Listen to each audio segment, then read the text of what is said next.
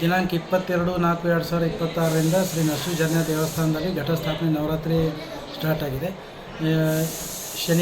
ಶನಿವಾರ ರವಿವಾರ ಸೋಮವಾರ 3 ದಿನ ಫುಲ್ ದರ್ಶನ ಬೆಳಿಗ್ಗೆ 8ರಿಂದ 5 ಗಂಟೆಗೆ ಕೊಡ್ತಾಯಿದ್ವಿ. ಮಂಗಳವಾರದಿಂದ ಶುಕ್ರವಾರವರೆಗೆ 8ರಿಂದ 12, 2ರಿಂದ 5 ಗಂಟೆ 2 ತಾಸು ಕ್ಲೋಸ್ ಮಾಡ್ತಾಯಿದ್ವಿ. ಬಂದಂಥ ಭಕ್ತರಿಗೆ ಮೂಲಭೂತ ಸೌಕರ್ಯ, ನೆರಳಿನ ವ್ಯವಸ್ಥೆ, ಗ್ರೀನ್ ಮ್ಯಾಟ್ ಕಟ್ಟಿದ್ದೀವಿ, ಶೆಡ್ ಇದೆ, ದಾಸೋಹ ವ್ಯವಸ್ಥೆ ಮತ್ತು ಕುಡಿಯೋ ನೀರಿನ ವ್ಯವಸ್ಥೆ, ಶೌಚಾಲಯ, ಉಳಿದಂತೆ ಭಕ್ತರಿಗೆ ಲಾಕರ್, ಡಿಜಿಟಲ್ ಲಾಕರ್ ಮತ್ತು ಸಾದಾ ಲಾಕರ್ ಇದೆ.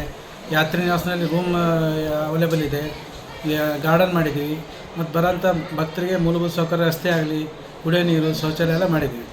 ದಿನಾಂಕ 30/4/2026 ಶ್ರೀ ನರಸಿಂಹಸ್ವಾಮಿ ಅವತಾರ ಜಯಂತಿ ಉತ್ಸವ ಇರೋದ್ರಿಂದ ಈಗಾಗಲೇ ಎಲ್ಲ ಜನರು ಇವತ್ತು ಶನಿವಾರ ಇರೋದ್ರಿಂದ ಭಾಳಷ್ಟು ಜನ ಆಂಧ್ರ, ತೆಲಂಗಾಣ, ಮಹಾರಾಷ್ಟ್ರ ಬರ್ತಾಯಿದ್ದಾರೆ. ಇವತ್ತೊಬ್ಬರು ಭಕ್ತರು ಆಯ್ತಿರೋದ್ರ ದಾಸೋಹ ಮಾಡಿಸಿದ್ದಾರೆ ವಿಶೇಷವಾಗಿ.